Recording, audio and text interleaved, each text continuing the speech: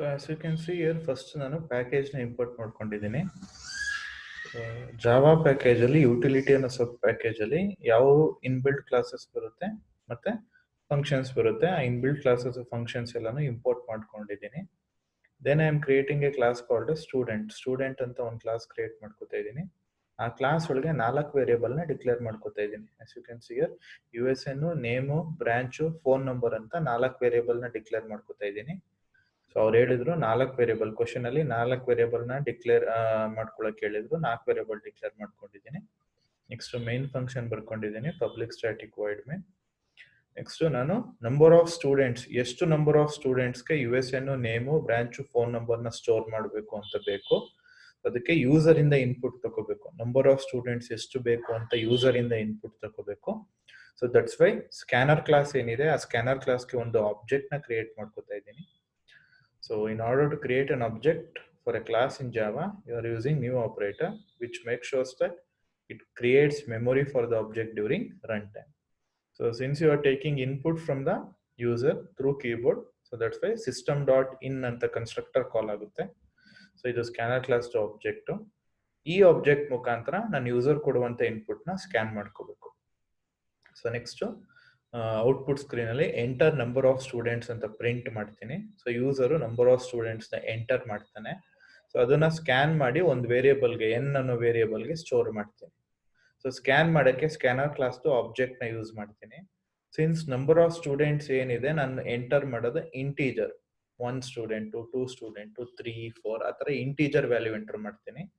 So scanner class object ಮುಖಾಂತರ next int ಅಂತ function ನ ಕಾಲ್ ಮಾಡ್ತೀನಿ. ಸೊ ಈ ನೆಕ್ಸ್ಟ್ ಇಂಟ್ ಅಂತ ಫಂಕ್ಷನ್ ಇಂಟೀಜರ್ ವ್ಯಾಲ್ಯೂ ಏನು ಯೂಸರ್ ಎಂಟರ್ ಮಾಡಿರ್ತಾನೆ ನಂಬರ್ ಆಫ್ ಸ್ಟೂಡೆಂಟ್, ಅದನ್ನ ಸ್ಕ್ಯಾನ್ ಮಾಡಿ ಎನ್ ಅನ್ನೋ ವೇರಿಯೇಬಲ್ ಗೆ ಸ್ಟೋರ್ ಮಾಡ್ತೀವಿ. Next int is a function of scanner class which is use to obtain the integer value. Integer ವ್ಯಾಲ್ಯೂನ obtain ಮಾಡ್ಕೋಬೇಕು ಅಂದ್ರೆ ಸ್ಕ್ಯಾನರ್ ಕ್ಲಾಸ್ ನೆಕ್ಸ್ಟ್ ಇಂಟ್ ಅಂತ ಫಂಕ್ಷನ್ ಯೂಸ್ ಮಾಡ್ತೀನಿ. ಸೊ ಯಾವ್ದಾದ್ರು ಒಂದು ಕ್ಲಾಸ್ ಫಂಕ್ಷನ್ ನ ಆಕ್ಸೆಸ್ ಮಾಡ್ಕೋಬೇಕು ಅಂದ್ರೆ, ಮೆಥಡ್ ನ ಆಕ್ಸೆಸ್ ಮಾಡಬೇಕು ಅಂದ್ರೆ ಆ ಕ್ಲಾಸ್ ಆಬ್ಜೆಕ್ಟ್ ಮುಖಾಂತರ ಆ ಮೆಥಡ್ ನ ಆಕ್ಸೆಸ್ ಮಾಡಬೇಕು. ಸೊ ಸ್ಕ್ಯಾನರ್ ಕ್ಲಾಸ್ ಕೀ ಅನ್ನೋ ಆಬ್ಜೆಕ್ಟ್ ಮುಖಾಂತರ ನೆಕ್ಸ್ಟ್ ಇಂಟ್ ಅಂತ ಮೆಥಡ್ ನ ಆಕ್ಸೆಸ್ ಮಾಡ್ತಾ ಇದ್ದೀನಿ. ಸೊ ಆಕ್ಸೆಸ್ ಮಾಡಾದ್ಮೇಲೆ integer value number of student ಏನು ಎಂಟರ್ ಮಾಡಿರ್ತಾನೆ ಆಕ್ಸೆಸ್ ಮಾಡಾದ್ಮೇಲೆ ಅದನ್ನ ಎನ್ ಅನ್ನೋ ವೇರಿಯೇಬಲ್ ಗೆ ಸ್ಟೋರ್ ಮಾಡ್ತಾ ಇದ್ದೀನಿ. ಸೊ ನೆಕ್ಸ್ಟ್ ಈ ಎನ್ ವೇರಿಯೇಬಲ್ ಗೆ ನಾನು ಫಸ್ಟ್ ರೆಫರೆನ್ಸಸ್ ನ ಕ್ರಿಯೇಟ್ ಮಾಡ್ಕೋಬೇಕು. ಈಗ ಎನ್ ಸ್ಟೂಡೆಂಟ್ ರೆಫರೆನ್ಸಸ್ ನ ಇಲ್ಲಿ ಕ್ರಿಯೇಟ್ ಮಾಡ್ಕೊತಾ ಇದ್ದೀನಿ. As you can see here student ಅನ್ನೋ ಪರ್ಟಿಕ್ಯುಲರ್ ಕ್ಲಾಸ್ಗೆ ಸ್ಟೂಡೆಂಟ್ಸ್ ಅಂತ ಒಂದು ಅರೇ ಕ್ರಿಯೇಟ್ ಮಾಡ್ಕೊತಾ ಇದ್ದೀನಿ. ಈ ಅರೇನ ಇಂಡೆಕ್ಸ್ ನ ಇಲ್ಲಾರು ಬರಿಬಹುದು, ಇಲ್ಲ ಸ್ಟಾರ್ಟಿಂಗ್ ಆರು ಬರ್ಕೋಬಹುದು. ಸೊ ಈಗ ಸ್ಟೂಡೆಂಟ್ಸ್ ಅಂತ ಒಂದು ಅರೇ ಕ್ರಿಯೇಟ್ ಮಾಡ್ಕೊತಾ ಐತೆ. ಆ ಅರೇಲಿ ಪ್ರತಿಯೊಂದು ಎಲಿಮೆಂಟ್ ಸ್ಟೂಡೆಂಟ್ ಗೆ ರೆಫರೆನ್ಸ್ ಅಂತ. ಸೊ ಈ ಕಡೆ ಆ ರೆಫರೆನ್ಸ್ ನ ಕ್ರಿಯೇಟ್ ಮಾಡ್ಕೋಬೇಕು ಅಂದ್ರೆ you need to use new operator. So ಪ್ರತಿಯೊಂದು ಸ್ಟೂಡೆಂಟ್ಸ್ ಎಲಿಮೆಂಟ್ಗೂ ಸ್ಟೂಡೆಂಟ್ ಅಲ್ಲಿ ಏನೇನಿದೆ ಆ ಇನ್ಫಾರ್ಮೇಶನ್ ಗಳನ್ನ ಕೊಡು ಅಂತ ಹೇಳುತ್ತೆ. So it will create N students elements. So ನಾನು 2 ಸ್ಟೂಡೆಂಟ್ಸ್ ಅಂತ ಕೊಟ್ಟಿದ್ರೆ ಅಲ್ಲಿ ನನಗೆ 2 ಸ್ಟೂಡೆಂಟ್ಸ್ ಎಲಿಮೆಂಟ್ಸ್ ನ ಕ್ರಿಯೇಟ್ ಮಾಡ್ಕೊಂಡಿರುತ್ತೆ. So as you can see ನಿಮ್ಗೆ ಅನೋಟೇಟ್ ಮಾಡಿ ತೋರಿಸೋದಾದ್ರೆ, ಸೊ ಇಲ್ಲಿ ನನಗೆ 2 ಸ್ಟೂಡೆಂಟ್ಸ್ ಎಲಿಮೆಂಟ್ಸ್ ನ ಕ್ರಿಯೇಟ್ ಮಾಡ್ಕೊಂಡಿರುತ್ತೆ. ಸೊ ಇಲ್ಲೊಂದು ಸ್ಟೂಡೆಂಟ್ ಎಲಿಮೆಂಟ್ಸ್ ನ ಕ್ರಿಯೇಟ್ ಮಾಡ್ಕೊಂಡಿರುತ್ತೆ. ಇದನ್ನ ಸ್ಟೂಡೆಂಟ್ಸ್ ಆಫ್ 0 ಅಂತ ಕರಿಬಹುದು. ಸೊ ಫುಲ್ ಬರೆಯಲ್ಲ, STUDENTS. This is students of 0 and this one is students of 1. ಈ ತರ 2 ರೆಫರೆನ್ಸ್ ನ ನಿಮ್ಗೆ ಕ್ರಿಯೇಟ್ ಮಾಡ್ಕೊಟ್ಟಿರುತ್ತೆ. This is students of 1. So actual ಆಗಿ this is just creating a reference. So ಇದು 2 ಸ್ಟೂಡೆಂಟ್ಸ್ ಆಫ್ 0 ಮತ್ತೆ ಸ್ಟೂಡೆಂಟ್ಸ್ ಆಫ್ 1 ಏನಿದೆ, those are of student type. Student ಅಂತ ಏನ್ ಕ್ಲಾಸ್ ಕ್ರಿಯೇಟ್ ಮಾಡಿದಿರಾ ಅದ್ರದ್ದು ಟೈಪ್ ಇದು. ಸೊ ಅದನ್ನ ಸ್ಟೂಡೆಂಟ್ ಟೈಪ್ಗೆ ನಾನೊಂದು ಅರೇ ಕ್ರಿಯೇಟ್ ಮಾಡ್ಕೋತಾ ಇದ್ದೀನಿ ಅಂತ ಅರ್ಥ. ಸ್ಟೂಡೆಂಟ್ ಅಂತ ಏನ್ ನೀವು ಕ್ಲಾಸ್ ಕ್ರಿಯೇಟ್ ಮಾಡಿದ್ದೀರಾ ಅದಕ್ಕೆ you are creating an array, you are creating a reference. Students of 0, students of 1 ಅಂತ ರೆಫರೆನ್ಸ್ ಕ್ರಿಯೇಟ್ ಮಾಡಿದ್ದಾರೆ. ಬಟ್ ಸ್ಟಿಲ್ ಎಷ್ಟು ಮೆಮೊರಿ ಬೇಕಾಗಿರುತ್ತೆ ಈ ಪರ್ಟಿಕ್ಯುಲರ್ ಎಲಿಮೆಂಟ್ಗೆ ಅನ್ನೋದನ್ನ ಅಲೋಕೇಟ್ ಮಾಡಿರಲ್ಲ. Still you are not allocated the memory required. ಎಷ್ಟು ಮೆಮೊರಿ ಬೇಕು ಅಂತ ಇನ್ನು ಅಲೋಕೇಟ್ ಮಾಡಿರಲ್ಲ. ಸೊ ಫರ್ದರ್ ನೀವು ಇಲ್ಲಿ ಪ್ರೊಸೀಡ್ ಆದಾಗ ಈಗ ಪ್ರತಿಯೊಂದು ಸ್ಟೂಡೆಂಟ್ ಎಲಿಮೆಂಟ್ಗೂ ನಾನು ವ್ಯಾಲ್ಯೂ ಇಸ್ಕೋಬೇಕು. ಈಗ ಸ್ಟೂಡೆಂಟ್ಸ್ ಆಫ್ 0ಗೆ, ಸ್ಟೂಡೆಂಟ್ಸ್ ಆಫ್ 1ಗೆ ವ್ಯಾಲ್ಯೂ ಇಸ್ಕೋಬೇಕು. ಸೊ ಅದಕ್ಕೆ ನಾನು ಫಾರ್ ಲೂಪ್ ಬರ್ಕೋತೀನಿ. ಇದು ವ್ಯಾಲ್ಯೂಸ್ ನ ರೀಡ್ ಮಾಡ್ಕೊಳ್ಳಕ್ಕೆ, ಪ್ರತಿಯೊಂದು ಸ್ಟೂಡೆಂಟ್ಗೂ ವ್ಯಾಲ್ಯೂಸ್ ನ ರೀಡ್ ಮಾಡಕ್ಕೆ. ಸೊ ಫಾರ್ ಲೂಪ್ ಅಲ್ಲಿ ಎಷ್ಟು ನಂಬರ್ ಆಫ್ ಸ್ಟೂಡೆಂಟ್ಸ್ ಇರ್ತಾರೆ ಅಷ್ಟಕ್ಕೂ ಇದು ರಿಪೀಟ್ ಆಗುತ್ತೆ. ಸೊ ನಾನು ನಂಬರ್ ಆಫ್ ಸ್ಟೂಡೆಂಟ್ಸ್ ಈಗ 2 ತಗೊಂಡಿರೋದ್ರಿಂದ n ವ್ಯಾಲ್ಯೂ 2 ಇರುತ್ತೆ. So for i is equal to 0, i less than 2. So ಈ ಫಾರ್ ಲೂಪ್ 2 ಟೈಮ್ಸ್ ರನ್ ಆಗುತ್ತೆ. i 0 ಆದಾಗ ಒಂದ್ಸಲ, i 1 ಆದಾಗ ಒಂದ್ಸಲ ಈ ಫಾರ್ ಲೂಪ್ ರನ್ ಆಗುತ್ತೆ. ಸೊ ನೆಕ್ಸ್ಟ್ ಫಸ್ಟ್ ಲೈನ್ ಏನು, ಸ್ಟೂಡೆಂಟ್ಸ್ ಆಫ್ ಐ ಅಂದ್ರೆ ಇನಿಷಿಯಲಿ 0 ಇರುತ್ತೆ. ಸ್ಟೂಡೆಂಟ್ಸ್ ಆಫ್ 0ಗೆ ನ್ಯೂ ಆಫ್ ಸ್ಟೂಡೆಂಟ್, ಈಗ ಮೆಮೊರಿ ಅಲೋಕೇಟ್ ಆಗುತ್ತೆ.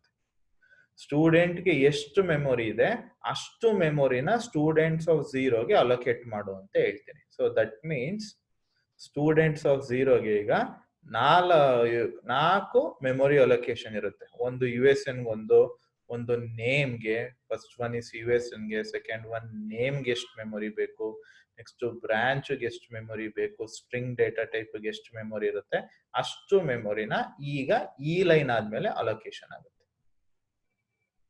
ಓಕೆನಾ? ದಿಸ್ ಪರ್ಟಿಕ್ಯುಲರ್ ಲೈನ್ ಆದ್ಮೇಲೆ students of I is equal to new student ಅಂತ ಕೊಟ್ಟ ತಕ್ಷಣ ಸ್ಟೂಡೆಂಟ್ ಅನ್ನೋ ಕ್ಲಾಸ್ ಅಲ್ಲಿ ಎಷ್ಟು ವೇರಿಯೇಬಲ್ ಇದೆ ಆ ವೇರಿಯೇಬಲ್ ನ ಕೌಂಟ್ ತಕೊಂಡು ಎಷ್ಟು ಮೆಮೊರಿ ಬೇಕು ಅಷ್ಟು ಮೆಮೊರಿನ ಈಗ ಸ್ಟೂಡೆಂಟ್ಸ್ ಆಫ್ 0ಗೆ ಅಲೋಕೇಟ್ ಮಾಡುತ್ತೆ. So next enter USN of student, i+1 ಅಂದ್ರೆ i 0 ಇದೆ, 0+1 ಅಂದ್ರೆ 1 ಆಗುತ್ತೆ. So enter USN of student 1 ಅಂತ ಬರುತ್ತೆ. ಸೊ ಸ್ಟೂಡೆಂಟ್ 1ಗೆ USN ಏನ್ ಎಂಟರ್ ಮಾಡ್ತೀರಾ, ಸೊ ಆ USN ಸ್ಟೂಡೆಂಟ್ಸ್ ಆಫ್ ಐ ಅಂದ್ರೆ ಸ್ಟೂಡೆಂಟ್ಸ್ ಆಫ್ 0.USN ಗೆ ಸ್ಟೋರ್ ಮಾಡ್ತೀನಿ. ಸೊ ಸ್ಟೂಡೆಂಟ್ಸ್ ಆಫ್ 0.USN ಗೆ ಸ್ಟೋರ್ ಮಾಡ್ತೀನಿ.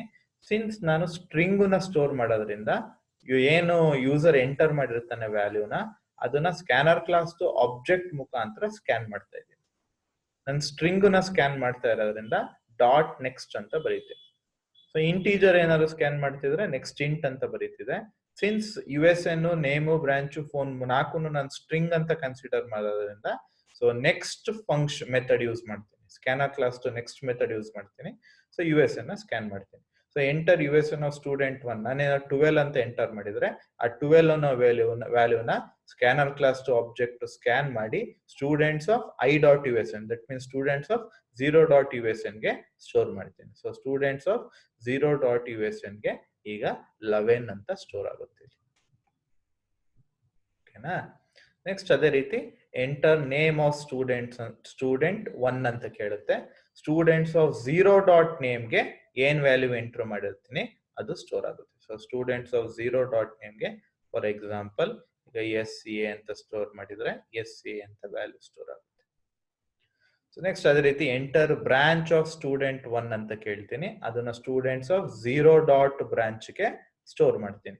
So scanner class object next method use ಮಾಡಿ ಸ್ಕ್ಯಾನ್ ಮಾಡಿ ಸೊ ಸ್ಟೂಡೆಂಟ್ಸ್ ಆಫ್ 0.branchಗೆ ನಾನು ಏನ್ ಬ್ರಾಂಚ್ ಕೊಟ್ಟಿರ್ತೀನಿ, ಫಾರ್ ಎಕ್ಸಾಂಪಲ್ CS ಅಂತ ಕೊಟ್ಟಿದ್ರೆ ಆ CS ಅನ್ನೋದು ಸ್ಟೋರ್ ಆಗುತ್ತೆ.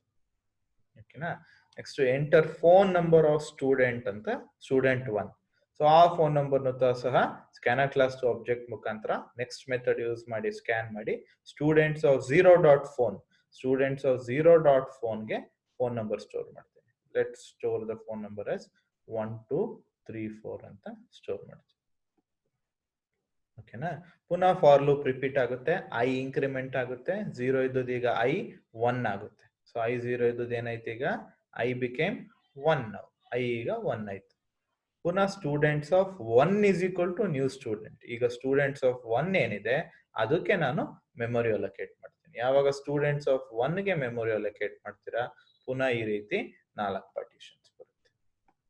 ಸೊ 4 ಪಾರ್ಟಿಷನ್ಸ್ ಅಲ್ಲಿ ಸ್ಟೂಡೆಂಟ್ಸ್ ಆಫ್ 1ಗೆ USN ಸ್ಟೋರ್ ಮಾಡ್ತೀನಿ, ಸ್ಟೂಡೆಂಟ್ಸ್ ಆಫ್ 1ಗೆ ನೇಮ್ ಸ್ಟೋರ್ ಮಾಡ್ತೀನಿ, ಸ್ಟೂಡೆಂಟ್ಸ್ ಆಫ್ 1ಗೆ ಬ್ರಾಂಚ್ ನ ಸ್ಟೋರ್ ಮಾಡ್ತೀನಿ, ಸ್ಟೂಡೆಂಟ್ಸ್ ಆಫ್ 1ಗೆ ಫೋನ್ ನಂಬರ್ ನ ಸ್ಟೋರ್ ಮಾಡ್ತೀನಿ. ಸೊ ಈಗ ಸ್ಟೂಡೆಂಟ್ಸ್ ಆಫ್ 1ಗೆ ಮೆಮೊರಿ ಎಷ್ಟು ಮೆಮೊರಿ ಬೇಕೋ ಅಷ್ಟು ಮೆಮೊರಿ ಅಲೋಕೇಟ್ ಆಗುತ್ತೆ. ಇಲ್ಲಿವರೆಗೂ ಬರೀ ರೆಫರೆನ್ಸ್ ಕ್ರಿಯೇಟ್ ಮಾಡ್ಕೊಂಡಿರುತ್ತೆ, ಈಗ ಮೆಮೊರಿ ಅಲೋಕೇಟ್ ಆಗುತ್ತೆ. ಸೇಮ್ ಪ್ರೀವಿಯಸ್ ಸ್ಟೂಡೆಂಟ್ಗೆ ರಿಪೀಟ್ ಆಗುತ್ತೆ. Enter USN of student i value ಈಗ 1. So enter USN of student 2 ಅಂತ ಕೇಳುತ್ತೆ, ಬಿಕಾಸ್ 1 + 1 2 ಆಯ್ತು. So enter USN of student 2 ಕೇಳುತ್ತೆ, ನಾ USN ಕೊಡ್ತೀನಿ. ಸೊ ಅದನ್ನ ಸ್ಟೂಡೆಂಟ್ಸ್ ಆಫ್ 1.USN ಗೆ ಸ್ಟೋರ್ ಮಾಡುತ್ತೆ. ಸೊ ಸ್ಟೂಡೆಂಟ್ಸ್ ಆಫ್ 1.USN ಗೆ ಅದೇ ರೀತಿ ನೇಮ್ ಕೇಳುತ್ತೆ, VA ಅಂತ ನೇಮ್ ಕೊಡ್ತೀನಿ. ಅದೇ ರೀತಿ ಬ್ರಾಂಚ್ ಕೇಳುತ್ತೆ, ಬ್ರಾಂಚ್ಗೆ ಫಾರ್ ಎಕ್ಸಾಂಪಲ್ EC ಅಂತ ಕೊಟ್ಟಿರ್ತೀನಿ. ಅದೇ ರೀತಿ ಫೋನ್ ನಂಬರ್ ಕೇಳುತ್ತೆ. ಫೋನ್ ನಂಬರ್ಗೆ ಫಾರ್ ಎಕ್ಸಾಂಪಲ್ 5678 ಅಂತ ಕೊಡ್ತೀನಿ. ಸೊ ಈಗ ಎರಡು ಸ್ಟೂಡೆಂಟ್ಗೂ ನಾನು ಮೆಮೊರಿನ ಕ್ರಿಯೇಟ್ ಮಾಡಿ ಎರಡು ಸ್ಟೂಡೆಂಟ್ಸ್ಗಳಿಗೂ USN ನೇಮು ಬ್ರಾಂಚ್ ಫೋನ್ ನಂಬರ್ನ ಸ್ಟೋರ್ ಮಾಡಾಯ್ತು. ಸೊ ಯೂಸರ್ ಇಂದ ನಾನು ವ್ಯಾಲ್ಯೂನ ಒಬ್ಟೈನ್ ಮಾಡಬೇಕಾದ್ರೆ ಸ್ಕ್ಯಾನರ್ ಕ್ಲಾಸ್ ಏನ್ ಆಬ್ಜೆಕ್ಟ್ ಇತ್ತು ಆ ಸ್ಕ್ಯಾನರ್ ಕ್ಲಾಸ್ ಆಬ್ಜೆಕ್ಟ್ ಮುಖಾಂತರ ನೆಕ್ಸ್ಟ್ ಮೆಥಡ್ ನ ಕಾಲ್ ಮಾಡಿ ಯೂಸರ್ ಕೊಡುವಂತ ವ್ಯಾಲ್ಯೂನ ಸ್ಕ್ಯಾನ್ ಮಾಡಿ ಕರೆಸ್ಪಾಂಡಿಂಗ್ ಆಬ್ಜೆಕ್ಟ್ಗೆ ಸ್ಟೋರ್ ಮಾಡ್ಕೊಂಡೆ. ಈಗ ಸ್ಟೋರ್ ಆಗಿರೋ ವ್ಯಾಲ್ಯೂಸ್ ನಾನು ನೆಕ್ಸ್ಟ್ ಪ್ರಿಂಟ್ ಮಾಡಬೇಕು. ಆ ಪ್ರಿಂಟ್ ಮಾಡಕ್ಕೇನೆ ಈ ಫಾರ್ ಲೂಪ್ ಯೂಸ್ ಮಾಡ್ತಾ ಇರೋದು. ಸೊ ಇಲ್ಲಿ the student details R as follows ಅಂದ್ಬಿಟ್ಟು for j is equal to 0, j less than n. n value ಏನು 2, ನಂಬರ್ ಆಫ್ ಸ್ಟೂಡೆಂಟ್ಸ್ 2 ಕೊಟ್ಟಿರ್ತೀರಾ ನೀವು. ಸೊ ಈ ಫಾರ್ ಲೂಪ್ 2 ಟೈಮ್ಸ್ ರನ್ ಆಗುತ್ತೆ. j 0 ಆದಾಗ ಒಂದ್ಸಲ, j 1 ಆದಾಗ ಒಂದ್ಸಲ ರನ್ ಆಗುತ್ತೆ. ಸೊ ಇಲ್ಲಿ details of student j plus 1 ಅಂದ್ರೆ 0 ಇರುತ್ತೆ ಇನಿಷಿಯಲಿ, 0 ಪ್ಲಸ್ 1 ಅಂದ್ರೆ 1 ಆಗುತ್ತೆ. ಡೀಟೇಲ್ಸ್ ಆಫ್ ಸ್ಟೂಡೆಂಟ್ 1 is ಅಂತ ಪ್ರಿಂಟ್ ಆಗುತ್ತೆ. ಪ್ರಿಂಟ್ ಆಗಿ USN is ಕನ್ಕ್ಯಾಟಿನೇಟ್ ಮಾಡ್ತಾರೆ. ಇದು ವ್ಯಾಲ್ಯೂನ ಸ್ಟ್ರಿಂಗ್ ಜೊತೆ ಕನ್ಕ್ಯಾಟಿನೇಟ್ ಮಾಡ್ತಾರೆ. ಅದು USN is students of j.usn. Students of j ಅಂದ್ರೆ j ವ್ಯಾಲ್ಯೂ ಏನು 0. ಸೊ ಸ್ಟೂಡೆಂಟ್ಸ್ ಆಫ್ 0.usn ಅಲ್ಲಿ ಏನಿದೆ 11 ಪ್ರಿಂಟ್ ಆಗುತ್ತೆ. USN is 11 ಅಂತ ಪ್ರಿಂಟ್ ಆಗುತ್ತೆ. So name is students of 0.name. 0.name ಅಲ್ಲಿ ಏನಿದೆ SA ಇದೆ. ನೇಮ್ ಇಸ್ SA ಅಂತ ಪ್ರಿಂಟ್ ಆಗುತ್ತೆ. Branch is students of 0.branch. Branch ಅಲ್ಲಿ ಏನಿದೆ CS. So branch is CS ಅಂತ ಪ್ರಿಂಟ್ ಆಗುತ್ತೆ. Phone number is students of j.phone. 0.phone. 0.phone 1 2 3 4. Phone number is 1 2 3 4 ಅಂತ ಪ್ರಿಂಟ್ ಆಗುತ್ತೆ. ಸೊ ನೆಕ್ಸ್ಟ್ ಪುನಃ j ಇಂಕ್ರಿಮೆಂಟ್ ಆಗುತ್ತೆ. ನಾವು j will become 1. So details of 1 plus 1 ಅಂದ್ರೆ ಡೀಟೇಲ್ಸ್ ಆಫ್ ಸ್ಟೂಡೆಂಟ್ 2 is ಅಂತ print ಆಗುತ್ತೆ. ಕೆಳಗಡೆ ಬಂದ್ರೆ USN is students of 1.usn. 1.usn ಗೆ 1 2 ಅಂತ ಪ್ರಿಂಟ್ ಆಗುತ್ತೆ. ನೇಮ್ ಇಸ್ VA ಅಂತ ಪ್ರಿಂಟ್ ಆಗುತ್ತೆ. ಬ್ರಾಂಚ್ ಇಸ್ EC ಅಂತ ಪ್ರಿಂಟ್ ಆಗುತ್ತೆ. Phone number is students of 1.phone number 5678 ಇದೆ. ಫೋನ್ ನಂಬರ್ ಇಸ್ 5678 ಅಂತ ಪ್ರಿಂಟ್ ಆಗುತ್ತೆ. So this is how you can write a Java program in order to create a class called a student. That particular class called a student will have 4 variables. They are USN, name, branch and phone number. Then in order to obtain values from the user, you are creating an object for scanner class. Through this object, you can obtain values from the user. Then you will ask for the number of student. In this case, we have taken the number of students to be 2. So that particular 2 will be obtained through scanner class object with the help of nextInt method. It will be stored in a variable called as n. Now n contains value 2. Then you are creating references for that particular student class. You are creating an array, students array anta ಒಂದು array create ಮಾಡ್ಕೊತಾ ಇದೀನಿ. So you are creating 2 references, students of 0 and student of 1. Here n indicates 2. So it will create 2 references which will be of student type. Both the references will be of student type. Then you are running the for loop in order to create memory for each of the reference and also to obtain corresponding variable value. So first students of 0 ಗೆ memory create ಮಾಡ್ತೀನಿ. Next students of 0 ದು USN name branch phone number ತಗೋತೀನಿ. Next students of 1 ಗೆ memory create ಮಾಡ್ಕೋತೀನಿ. Students of 1 ಗೆ USN name branch phone number ನ collect ಮಾಡ್ಕೋತೀನಿ. Collect ಮಾಡ್ಕೊಂಡು ಸ್ಟೋರ್ ಮಾಡಾದ್ಮೇಲೆ ನೆಕ್ಸ್ಟ್ ಪ್ರತಿಯೊಂದು ಸ್ಟೂಡೆಂಟ್ ಏನಿದೆ, 2 ಸ್ಟೂಡೆಂಟ್ ಇದ್ದಾರೆ, initially first student USN name branch phone number ನ ಪ್ರಿಂಟ್ ಮಾಡ್ತೀನಿ. ನೆಕ್ಸ್ಟ್ j ವ್ಯಾಲ್ಯೂ ಇನ್ಕ್ರಿಮೆಂಟ್ ಆಗಿ 1 ಆಗುತ್ತೆ. ಅವಾಗ second student USN name branch phone number ನ ಪ್ರಿಂಟ್ ಮಾಡ್ತೀನಿ. So this is the Java program you need to write for the first A lab program. Now we shall try to execute our program and we shall check whether we have properly written our program ilva annadna nodada. So now we shall try to execute the program. So in order to execute your Java program, here is an icon which is called as run. Click on this particular icon, which will compile your Java program. It will produce the bytecodes. Then this bytecodes ಏನು produce ಮಾಡಿರುತ್ತೆ ಅದನ್ನ ನಿಮ್ಮ Java virtual machine ತಕೊಂಡು execute ಮಾಡುತ್ತೆ. So let me maximize this output window. So it is asking for the number of student. I will enter the number of student to be 2. Then it will ask for the USN of student 1. USN, let's give it as 11. It will ask for the name of student 1. Let's give it as SA. Then it will ask for the branch. I will give as CS. Phone number 1234. Since we are given the number of student to be 2, it is asking the USN of student 2. I will give 1 2. Name I will give it as VA. Branch I will give it as EC. Phone number I will give it as 5678. Since we have taken only 2 students, so now it will store all this information into memory. Then we need to fetch the information from the memory and print it. As you can see here, it has fetched the information from the memory and it has printed the details. The student details are as follows. Detail of student 1 is USN is 11, name is SA, branch is CS, phone number is 1234. Details of student 2 is USN is 12, name is VA, branch is EC, phone number is 5678. So this is how you can write and execute your first lab program 1A. Now we shall try to look into the second lab program, not the second lab program, the other lab program of first one, that is 1B. Now we shall try to solve 1B. So the 1B Java program or the lab program is to write a Java program to implement the stack using arrays. So stack operation implement ಮಾಡಬೇಕು. In order to implement this particular stack operation, you need to make use of arrays. So stack operation ಅಂತ ಬಂದ ತಕ್ಷಣ it has 3 major operations: push, pop, display. So first of all ನಾನು stack ಯಾವ ರೀತಿ work ಆಗುತ್ತೆ ಅಂತ ಒಂದು brief description ಕೊಟ್ಬಿಡ್ತೇನೆ. Stack ಏನಿದೆ, ಈ ಸ್ಟ್ಯಾಕ್ ನಾವು last in first out data structure ಅಂತ ಕರಿತೀವಿ. What you mean by last in first out data structure ಅಂದ್ರೆ ಲಾಸ್ಟ್ ಅಲ್ಲಿ ಯಾವ ಎಲಿಮೆಂಟ್ ನ ಇನ್ಸರ್ಟ್ ಮಾಡ್ತೀರಾ, that will be the first element to get popped out. So for example ಇದನ್ನೇ ನೀವು stack ಅಂತ ಕನ್ಸಿಡರ್ ಮಾಡ್ಕೊಳ್ಳಿ. ಮೊದಲು ನಾನು 10 ಇನ್ಸರ್ಟ್ ಮಾಡಿದೆ, ನೆಕ್ಸ್ಟ್ 20 ಇನ್ಸರ್ಟ್ ಮಾಡಿದೆ, ಲೇಟರ್ 30 ಇನ್ಸರ್ಟ್ ಮಾಡಿದೆ, ನೆಕ್ಸ್ಟ್ 40 ಇನ್ಸರ್ಟ್ ಮಾಡಿದೆ, ಲಾಸ್ಟ್ ಅಲ್ಲಿ 50 ಇನ್ಸರ್ಟ್ ಮಾಡಿದೆ. ಈಗ ನಾನೇನಾದ್ರು ಎಲಿಮೆಂಟ್ ನ ಪಾಪ್ ಮಾಡಬೇಕು ಅಥವಾ ಸ್ಟ್ಯಾಕ್ ಇಂದ ಎಲಿಮೆಂಟ್ ನ ರಿಮೂವ್ ಮಾಡಬೇಕು ಅಂದ್ರೆ ಫಸ್ಟ್ ರಿಮೂವ್ ಮಾಡೋ ಎಲಿಮೆಂಟ್ 50, ನೆಕ್ಸ್ಟ್ ರಿಮೂವ್ ಮಾಡೋ element 40, then I will remove 30, then I will remove 20, lastly I will remove 10. That's why stack is called as last in first out data structure. Now I will explain what do you mean by push operation. Push andre inserting an element into a stack is called as push operation. Pop andre no deleting an element from stack is called as pop operation. Stack ಅಲ್ಲಿ ಇರುವಂತ element ನ delete ಮಾಡಕ್ಕೆ pop operation ಅಂತ ಕರೀತಾರೆ. Next is display. What you mean by display? Currently stack ಅಲ್ಲಿ ಯಾವೆಲ್ಲ elements ಇದೆ ಅದನ್ನ ಶೋ ಮಾಡಬೇಕು ಅಂದ್ರೆ ಡಿಸ್ಪ್ಲೇ ಅನ್ನೋ ಮೆಥಡ್ ನ ಕಾಲ್ ಮಾಡ್ತೀನಿ. So it will display all the elements present in the stack. So apart from this operations you need to make sure you follow some precautions in stack operation. ಕೆಲವೊಂದು precautions ಗಳನ್ನ follow ಮಾಡಬೇಕು. ಏನ್ precautions ಅಂದ್ರೆ stack over flow ಆಗಿದ್ದಾಗ ಅದನ್ನ display ಮಾಡಬೇಕು, stack under flow ಆದಾಗ್ಲೂ ಅದನ್ನ ನಾನು ಡಿಸ್ಪ್ಲೇ ಮಾಡಬೇಕು.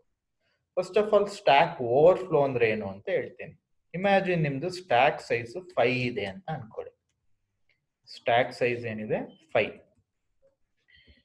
You have inserted 5 elements into the stack. ನೀವು ಸ್ಟ್ಯಾಕ್ ಒಳಗೆ 5 ಎಲಿಮೆಂಟ್ ನ ಇನ್ಸರ್ಟ್ ಮಾಡಿದ್ದೀರಾ.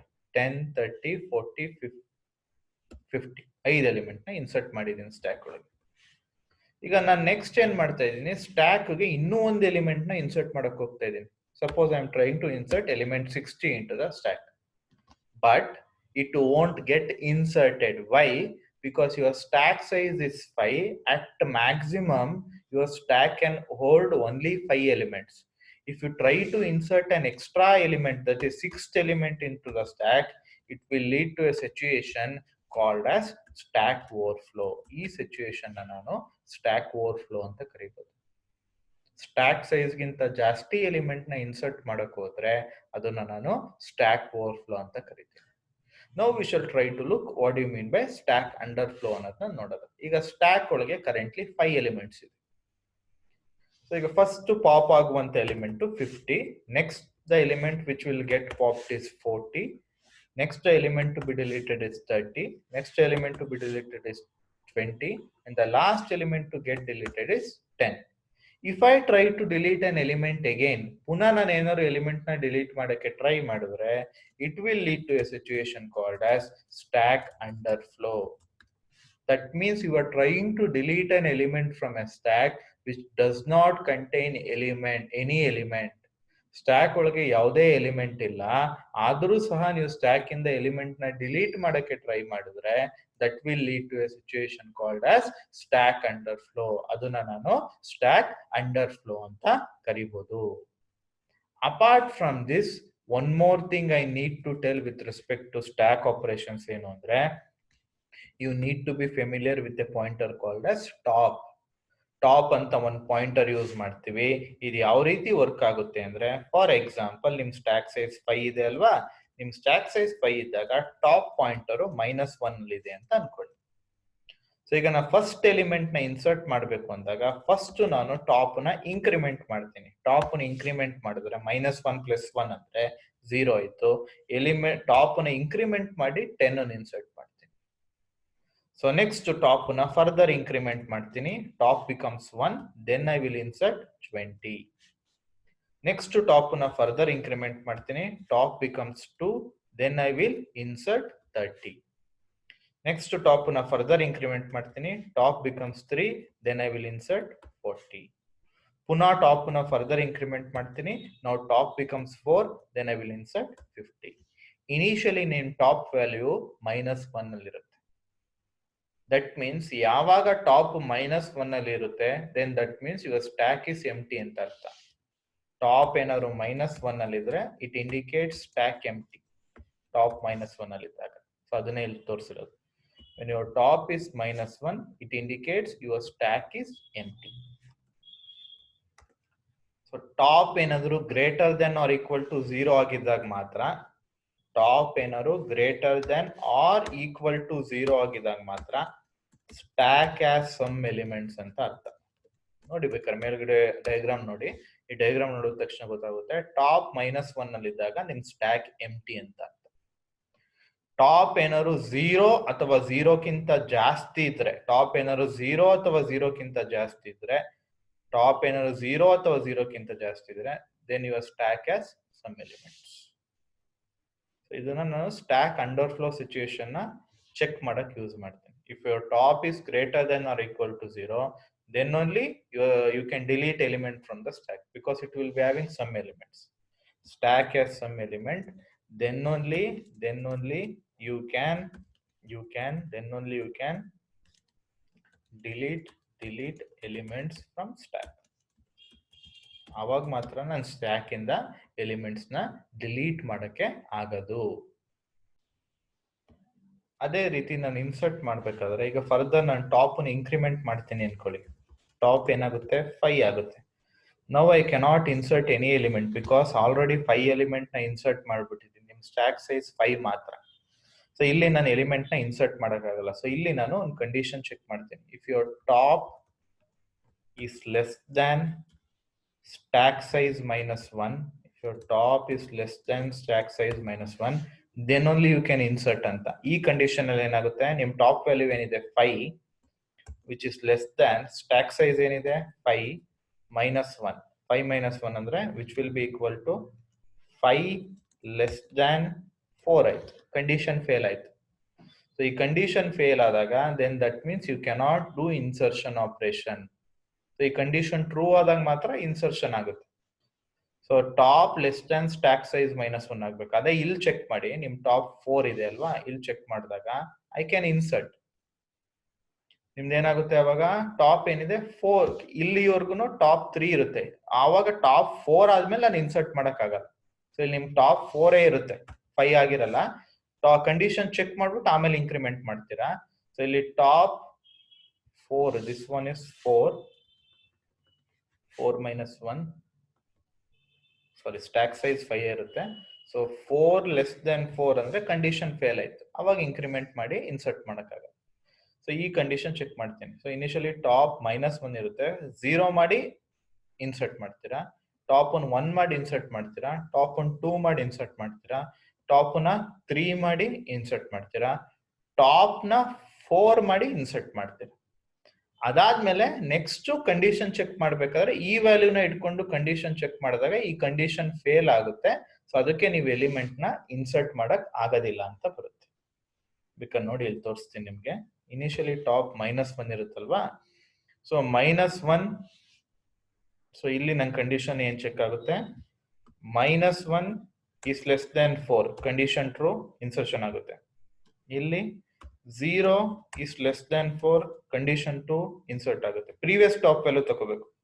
ಇಲ್ಲಿ 1 is less than 4 condition true insert ಆಗುತ್ತೆ. ಇಲ್ಲಿ 2 is less than 4 condition true insert ಆಗುತ್ತೆ. ಇಲ್ಲಿ 3 is less than 4 condition true 3, top value 3 ಇದೆ, 3 is less than 4 condition true, ಅದಕ್ಕೆ ಟಾಪ್ ನ ಇಂಕ್ರಿಮೆಂಟ್ ಮಾಡಿ ಎಲಿಮೆಂಟ್ ಇನ್ಸರ್ಟ್ ಮಾಡ್ತೀರಾ. ನೋಡಿ ಇನ್ನೊಂದ್ಸಲ ಹೇಳ್ತೀನಿ, ಟಾಪ್ -1 ಇದೆ, ಕಂಡೀಷನ್ ಟ್ರೂ ಆಯ್ತು, ಟಾಪ್ ನ ಇಂಕ್ರಿಮೆಂಟ್ ಮಾಡಿ ಎಲಿಮೆಂಟ್ ಇನ್ಸರ್ಟ್ ಮಾಡ್ತೀರಾ. ಟಾಪ್ 0 ಇದೆ, ಕಂಡೀಷನ್ ಟ್ರೂ ಆಯ್ತು, ಟಾಪ್ ನ ಇಂಕ್ರಿಮೆಂಟ್ ಮಾಡಿ ಎಲಿಮೆಂಟ್ ಇನ್ಸರ್ಟ್ ಮಾಡ್ತೀರಾ. ಟಾಪ್ 1 ಇದೆ, ಕಂಡೀಷನ್ ಟ್ರೂ, ಟಾಪ್ ನ ಇಂಕ್ರಿಮೆಂಟ್ ಮಾಡಿ ಎಲಿಮೆಂಟ್ ಇನ್ಸರ್ಟ್ ಮಾಡ್ತೀರಾ.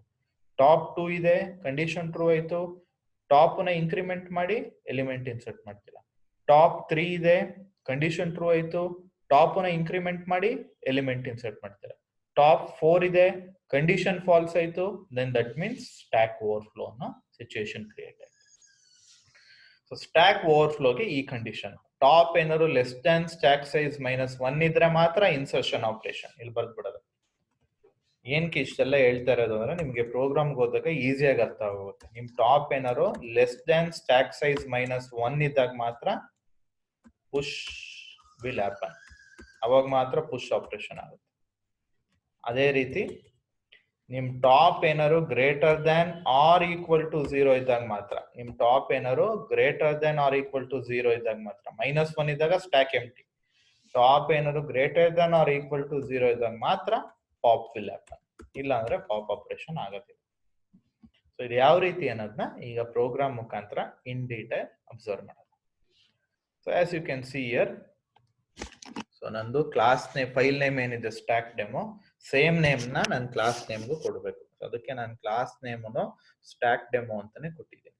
ಸೊ ಎಸ್ ಕ್ಯಾಪ್ಸ್ ಇದೆ, ಡಿ ಸ್ಮಾಲ್ ಇದೆ. ಸೊ ಮೇಕ್ ಶೂರ್ ನಿಮ್ ಕ್ಲಾಸ್ ನೇಮ್ ಅಲ್ಲೂ ಎಸ್ ಕ್ಯಾಪ್ಸ್ ಡಿ ಸ್ಮಾಲ್ ಇರಬೇಕು. ಓಕೆನಾ. ನೆಕ್ಸ್ಟ್ ಸ್ಟ್ಯಾಕ್ ಸೈಜ್ ನ 5 ಅಂತ ಡಿಕ್ಲೇರ್ ಮಾಡ್ಕೋತಾ ಇದೀನಿ. ಪ್ರೈವೇಟ್ ಆಕ್ಸೆಸ್ ಸ್ಪೆಸಿಫೈಯರ್ ಅಲ್ಲಿ stack size 5. That means at max you can insert only 5 elements into the stack. You cannot insert more than 5 elements into the stack. Next ಒಂದು ಅರೇ create ಮಾಡ್ಕೋತಾ ಇದ್ದೀನಿ. ಅರೇಗೆ ಎಷ್ಟು size ಅಂದ್ರೆ ಸ್ಟ್ಯಾಕ್ ಸೈಜ್ ಅಷ್ಟು ಅರೇ create ಮಾಡ್ಕೋತಾ ಇದ್ದೀನಿ. So ARR ಅಂತ ಒಂದು ಇಂಟೀಜರ್ ಅರೇ ಕ್ರಿಯೇಟ್ ಮಾಡ್ಕೋತಾ ಇದ್ದೀನಿ. ಆ ಇಂಟೀಜರ್ ಅರೇದು ಸೈಜ್ ಬಂದು 5 elements, because stack size value ಏನಿದೆ 5. So it will create 5 memory locations ನ create ಮಾಡ್ಕೊಂಡಿರುತ್ತೆ. array of 0, array of 1, array of 2, array of 3, array of 4, 5 memory locations. So initially ನಿಮ್ top -1 ಅಲ್ಲಿ ಇರುತ್ತೆ, correct ತಾನೆ? as you can see here, initially top ಏನು element ಇರಲ್ಲ, ಅವಾಗ top -1 ಅಲ್ಲಿ ಇರುತ್ತೆ, ಸ್ಟ್ಯಾಕ್ ಎಂಪ್ಟಿ ಇರುತ್ತೆ. ಓಕೆನಾ. ನೆಕ್ಸ್ಟ್ ಇದು ಪುಷ್ ಪಾಪ್ ಡಿಸ್ಪ್ಲೇಗೆ, ಇದಕ್ಕೆ ಆಮೇಲೆ ಬರ್ತೀನಿ. ಫಸ್ಟ್ ಈಗ ಮೈನ್ ಫಂಕ್ಷನ್ ಹೋಗೋಣ, ಬಿಕಾಸ್ ಆಲ್ವೇಸ್ ಎಲ್ಲಾ program executions it will start from main function. ಅದಕ್ಕೆ ಈಗ ಮೈನ್ ಫಂಕ್ಷನ್ ಬಂದಿದ್ದೀನಿ. ಮೈನ್ ಫಂಕ್ಷನ್ ಅಲ್ಲಿ ನಾನು ಯೂಸರ್ ಇಂದ ಇನ್ಪುಟ್ ತಗೋಬೇಕಲ್ಲ, ಈಗ ಯಾವ ಎಲಿಮೆಂಟ್ ನ ಇನ್ಸರ್ಟ್ ಮಾಡಬೇಕು ಅಂತ, 10, 20, 30, 40 ಅಂತ ಎಲಿಮೆಂಟ್ ಇನ್ಸರ್ಟ್ ಮಾಡಕ್ಕೆ ಯಾವ ಎಲಿಮೆಂಟ್ ನ ಸ್ಟ್ಯಾಕ್ ಗೆ ಪುಷ್ ಮಾಡಬೇಕು ಅಂತ ಯೂಸರ್ ಇಂದ ಇನ್ಪುಟ್ ತಗೋಬೇಕು. ಯಾವಾಗ ನಾನು ಯೂಸರ್ ಇಂದ ಇನ್ಪುಟ್ ತಗೋಬೇಕು ಅವಾಗ you should use scanner class. Scanner class ನ ಯೂಸ್ ಮಾಡಬೇಕು. ಅದಕ್ಕೆ ಸ್ಕ್ಯಾನರ್ ಕ್ಲಾಸ್ಗೆ ಒಂದು ಆಬ್ಜೆಕ್ಟ್ ನ ಕ್ರಿಯೇಟ್ ಮಾಡ್ಕೊಂಡಿದ್ದೀನಿ, new scanner of system.in. This is the constructor which gets called, which makes sure that you can obtain input from the user. User in the input ತಕೊಂಡು ಈ particular object ಮುಖಾಂತರ user ಕೊಡೋ input ನ scan ಮಾಡ್ಕೋಬೇಕು. Next ಈ stack demo ಅಂತ ಏನ್ class create ಮಾಡಿದ್ರೆ ಅದಕ್ಕೆ ಆಬ್ಜೆಕ್ಟ್ ನ ಕ್ರಿಯೇಟ್ ಮಾಡ್ಕೋತಾ ಇದ್ದೀನಿ. ಇಲ್ಲಿ ಆಬ್ಜೆಕ್ಟ್ ಕ್ರಿಯೇಟ್ ಮಾಡ್ಬೇಕಾದ್ರೆ ನೋಡಿ ಈ ಎಸ್ ಸ್ಮಾಲ್ ಲೆಟರ್ ಇದೆ, this S is capital, class stack ಅಲ್ಲಿ ಎಸ್ ಕ್ಯಾಪಿಟಲ್. ಆಬ್ಜೆಕ್ಟ್ ನ ಕ್ರಿಯೇಟ್ ಮಾಡ್ಬೇಕಾದ್ರೆ ಸ್ಮಾಲ್ ಎಸ್ ಕ್ರಿಯೇಟ್ ಮಾಡ್ಕೊಂಡಿದ್ದೀನಿ. This is an object for stack demo class. Next ಒಂದು ಇನ್ಫೈನೈಟ್ ಫಾರ್ ಲೂಪ್ ರನ್ ಮಾಡ್ತಾ ಇದ್ದೀನಿ. ಸೊ ನಾನು ಏನು initialization condition checking iteration statement ಇಲ್ಲ ಅಂದ್ರೆ this is an infinite for loop. ಒಂದು ಇನ್ಫೈನೈಟ್ ಫಾರ್ ಲೂಪ್ ನ ರನ್ ಮಾಡ್ತಾ ಇದ್ದೀನಿ.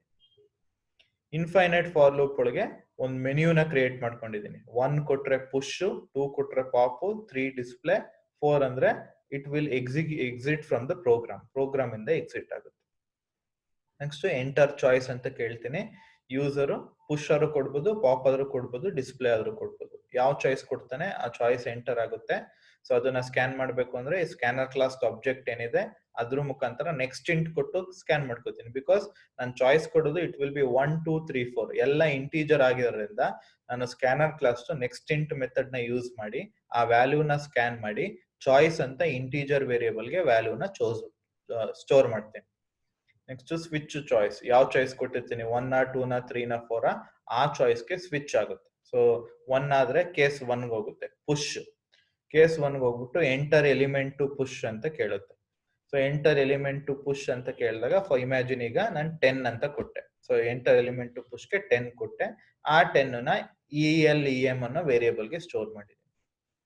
ನೆಕ್ಸ್ಟ್ ನಾನು ಏನು ಆಬ್ಜೆಕ್ಟ್ ನ ಕ್ರಿಯೇಟ್ ಮಾಡ್ಕೊಂಡಿದ್ದೀನಿ, ಸ್ಟ್ಯಾಕ್ ಡೆಮೋ ಅಂತ ಕ್ಲಾಸ್ಗೆ ಏನು ಆಬ್ಜೆಕ್ಟ್ ನ ಕ್ರಿಯೇಟ್ ಮಾಡ್ಕೊಂಡಿದ್ದೀನಿ ಆ ಪರ್ಟಿಕ್ಯುಲರ್ ಆಬ್ಜೆಕ್ಟ್ ಮುಖಾಂತರ ಈ stack demo class to push method ನ ಕಾಲ್ ಮಾಡ್ತೀನಿ. ಯಾವ್ದಾದ್ರು ಒಂದು ಕ್ಲಾಸ್ ಟು ಮೆಥಡ್ ನ ಕಾಲ್ ಮಾಡಬೇಕು ಅಂದ್ರೆ ಆ ಕ್ಲಾಸ್ಗೆ ಫಸ್ಟ್ ಆಬ್ಜೆಕ್ಟ್ ನ ಕ್ರಿಯೇಟ್ ಮಾಡ್ಕೋಬೇಕು. ಆ ಆಬ್ಜೆಕ್ಟ್ ಮುಖಾಂತರ ಆ ಕ್ಲಾಸ್ ಟು ಮೆಥಡ್ ನ ಕಾಲ್ ಮಾಡಬೇಕು. ಅದಕ್ಕೆ ಈ ಸ್ಟ್ಯಾಕ್ ಡೆಮೋ ಅನ್ನೋ ಕ್ಲಾಸ್ಗೆ ಫಸ್ಟ್ ಆಬ್ಜೆಕ್ಟ್ ನ ಕ್ರಿಯೇಟ್ ಮಾಡ್ಕೊಂಡಿದ್ದೀನಿ. ಆ ಪರ್ಟಿಕ್ಯುಲರ್ ಆಬ್ಜೆಕ್ಟ್ ಮುಖಾಂತರ ಪುಷ್ ಮೆಥಡ್ ನ ಕಾಲ್ ಮಾಡ್ತಾ ಇದೀನಿ. ಆ ಪುಷ್ ಮೆಥಡ್ ಒಳಗೆ ಎಲಿಮೆಂಟ್ ಅಂತ ಈ ಎಲಿಮೆಂಟ್ 10 ಏನಿದೆ ಅದನ್ನ ಪಾಸ್ ಮಾಡ್ತಾ ಇದೀನಿ. ಸೊ ಈಗ ಇಲ್ಲಿಗೆ ಹೋಗುತ್ತೆ ಪಾಸ್. ಸೊ ಪುಷ್ ಬರುತ್ತೆ. ಈಗ ಎಲಿಮೆಂಟ್ ಗೆ 10 ಬಂದು ಕೂತ್ಕೊಂಡಿದೆ.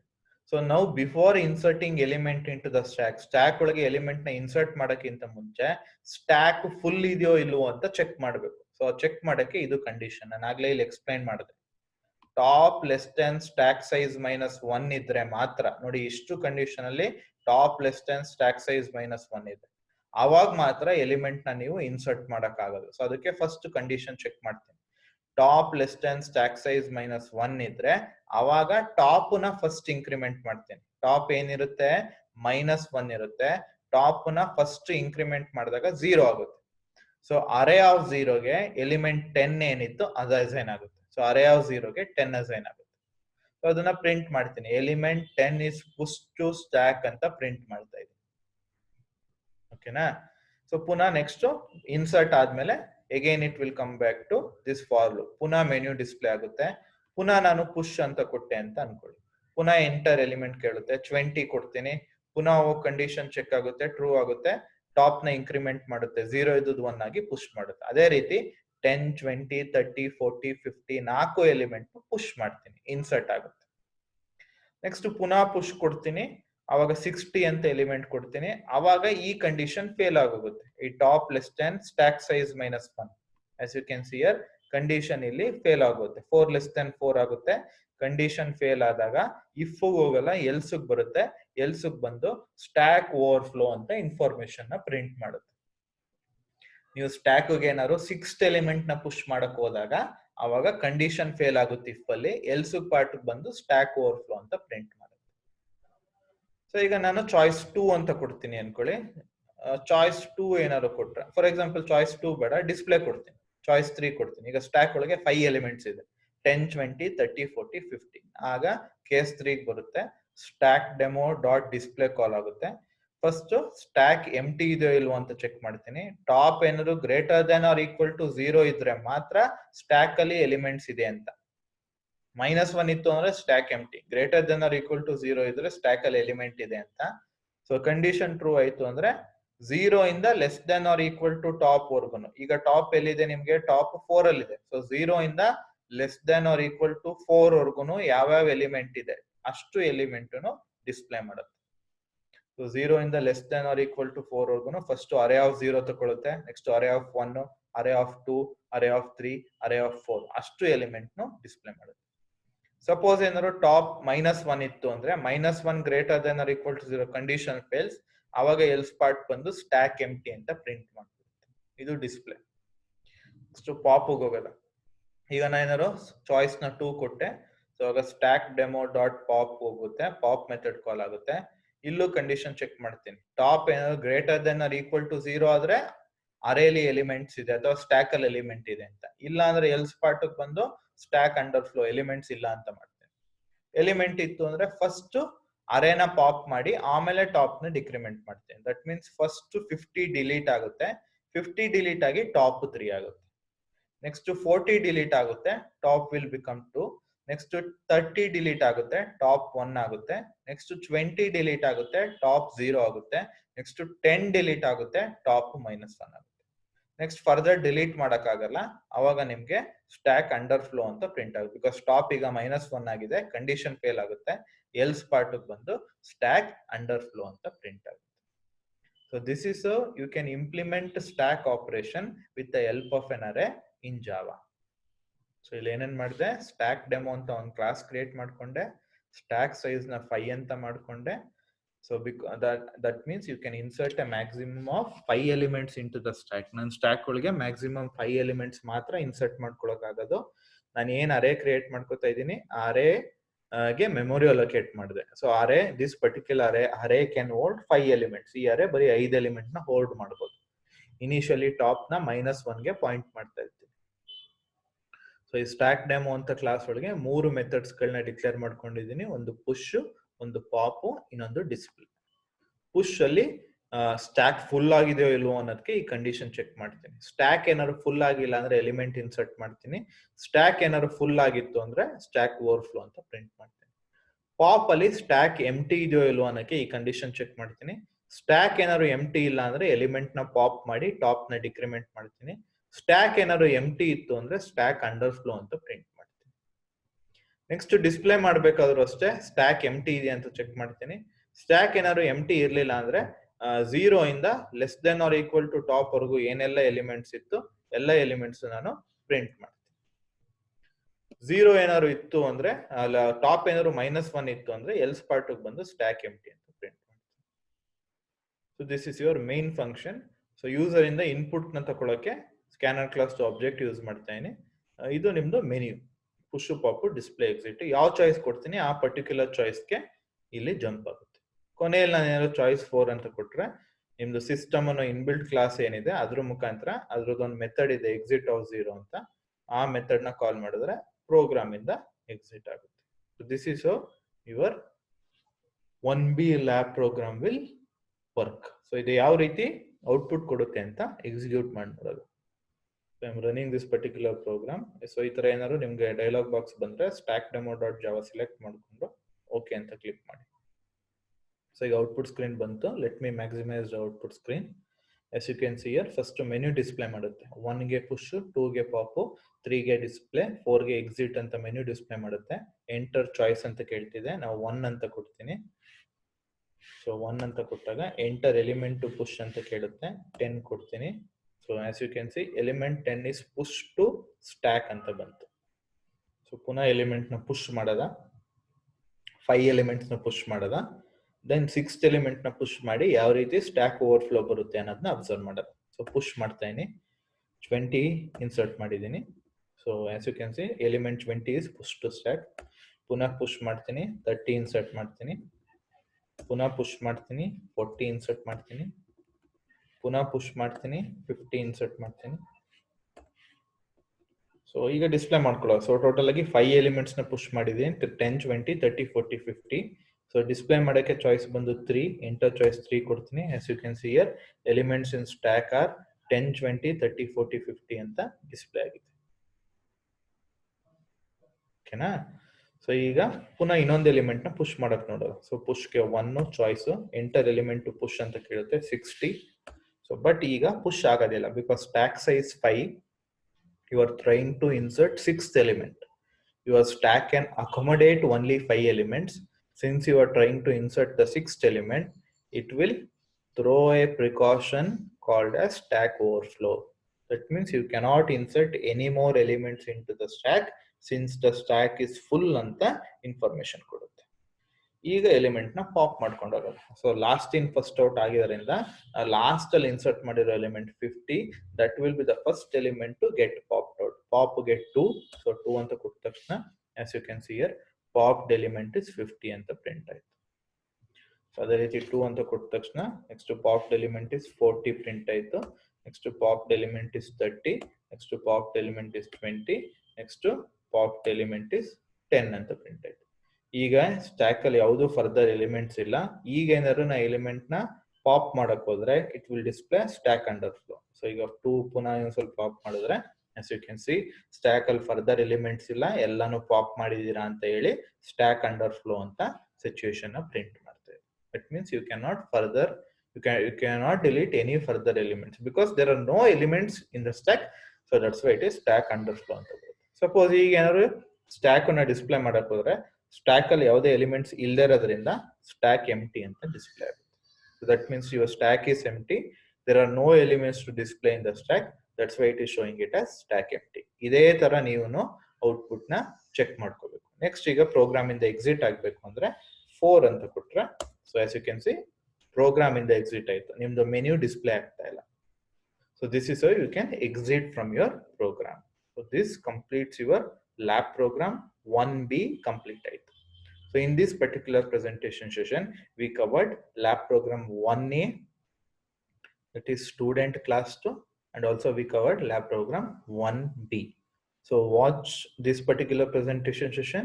So prepare for the program, then try to execute the program in Eclipse, obtain the output, write down the output in your observation book, maintain an observation book. You should copy down all the programs I'm explaining. Then you should also write down the corresponding output you are getting. If you are getting any doubts with respect to any of the presentation session, you can call or ping me. Thank you.